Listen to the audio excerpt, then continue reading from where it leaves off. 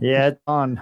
All right, good day, gents and ladies, and welcome to another episode of RoadFS Detail Memoirs. We are coming to you live from Mobile Tech Expo. I'm Jody. And I'm Rod Puzey. And And- today we have an awesome guest. We have Wheels from the MTE. So yeah, tell his what you name do. literally is Wheels. So, because he's wheeling around taking care of everybody, you are the floor manager, right? Yes, this year, yes. Cool. So let's talk about Mobile Tech Expo Las Vegas because, quite frankly, we're all here, and I'm really excited because there are quite a few people here. There is. I know that we didn't have the hugest numbers of pre-reg, but Vegas will open less the mask mandate, and I think there's going to be a lot of people show up because we're finally having a show. Yeah, I mean, yesterday was Education Day, and I was actually surprised because, we didn't know what to expect, but we had over 20 people in our first education, so that's pretty good turnout for that, and every one of the ones were like that.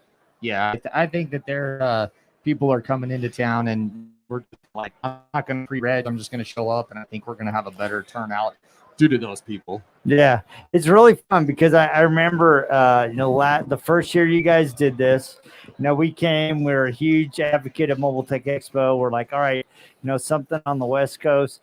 And I think a lot of people weren't so sure, right, that first year. Plus, it was August. But there's quite a few people that have showed up today. Yes. What is it? Try to explain to people what it takes to plan out this show. When do you guys start planning Mobile Tech Expo? This is year round. I mean, we have Mobile Tech West, which is today, this weekend, and then we have the Mobile Tech, the original, down in Orlando in January. But it's a year round process. I mean, you guys know I talk to you all the time. We're constantly working on a floor plan. Like I'll be talking to people here about Orlando, and then right after Orlando, I'll talk to people about back in Vegas next year. So it's a year process. I mean, this is a growing show. Everybody wanted a West Coast show, so we created this.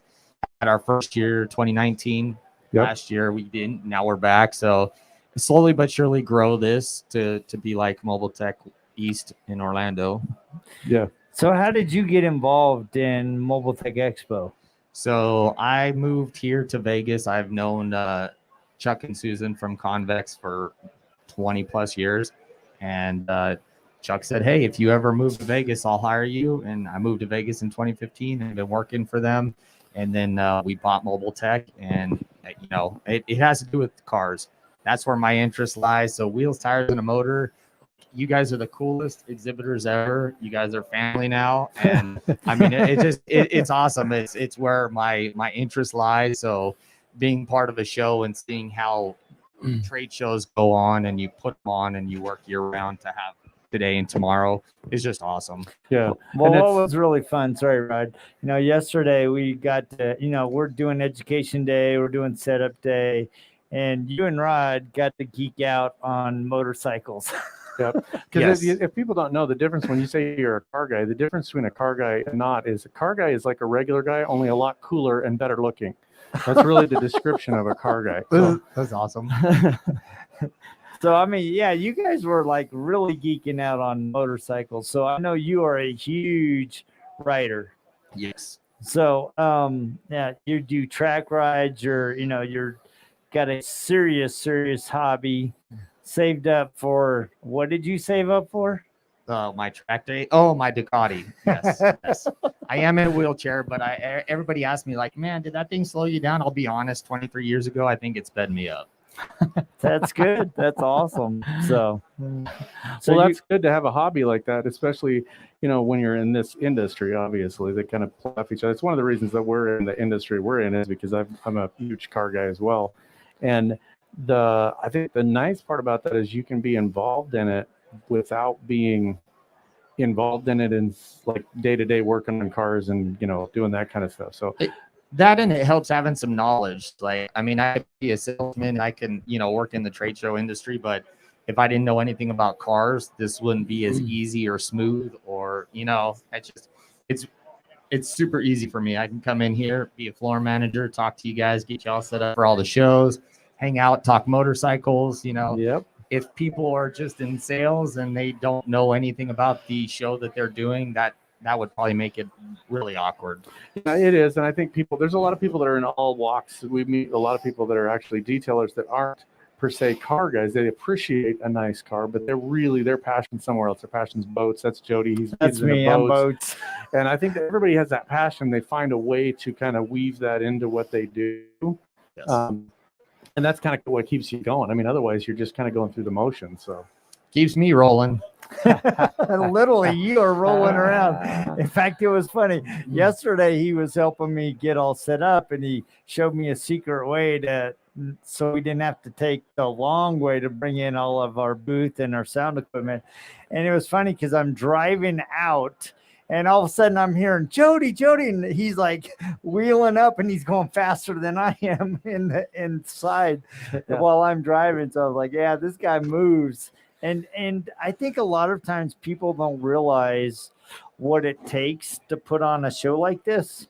To have you, Susan, everybody behind the scenes that doesn't necessarily get the recognition, that really are the wheels and the foundation of this event. So we want to thank you for the efforts that you're doing. But plus, I mean, you got such a cool story. I mean, we got to have you on the show. But the other thing is, I don't think people realize that they think that once today's on, oh, you guys are on break. But you're actually working today too. I mean, there's all kinds of, my electricity's not working. Where's the internet? I'm not supposed to be in this booth. I don't like the guy next to me. All that kind of Can garbage. I move over there? Yeah, all the stuff that you guys got. I mean, right up until they're opening the doors, they're still shuffling things around and planning and everything. So since 7 a.m., I still got somebody coming, a gentleman driving from Florida. We're going to use his vehicle in the tool time demos.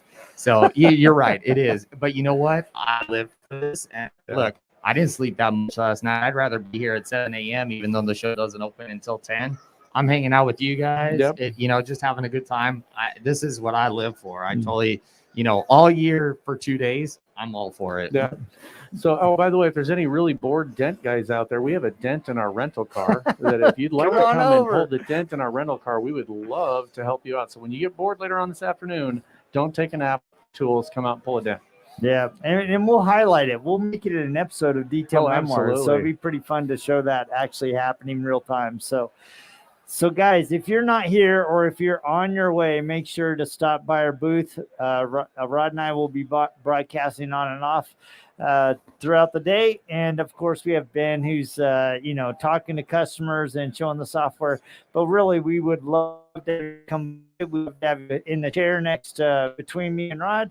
We'd love to hear your story. And we're super excited to be here and looking forward to today. So thank you guys for being a part of this and being part of the family. And absolutely, we will see you every MTE. That's right. So see you guys later. Bye. See ya. And guess what? I don't have my mouse, so you got to watch me reach.